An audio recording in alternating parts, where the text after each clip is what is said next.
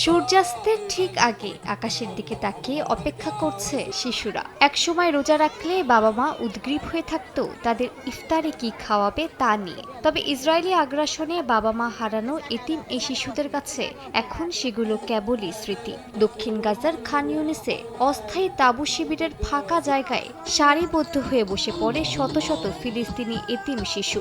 তাদের জন্য আয়োজন করা হয় বিশেষ ইফতার।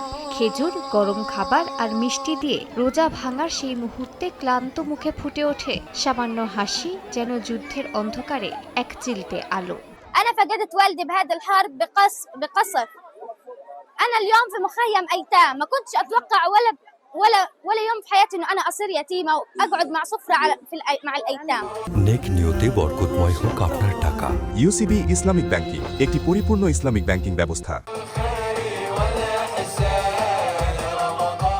ইফতারের পর পরিবেশিত হয় ঐতিহ্যবাহী ইসলামী সঙ্গীত। শিশুদের কেউ হাততালি দেয়, কেউ চুপচাপ তাকিয়ে থাকে আকাশের দিকে। আয়োজকদের ভাষায় এটি শুধু ইফতারের আয়োজন নয়, বরং মানসিক সান্ত্বনা, সহমর্মিতা আর ঐক্যবদ্ধ থাকার বার্তা। বারবার বাস্তুচ্যুত হয়ে তাঁবু বা বিধ্বস্ত ভবনে আশ্রয় নেয়া এই শিশুদের জন্য এমন আয়োজন কিছুটা স্বাভাবিকতার অনুভূতি ফিরিয়ে আনবে বলে প্রত্যাশা করেন আয়োজকরা।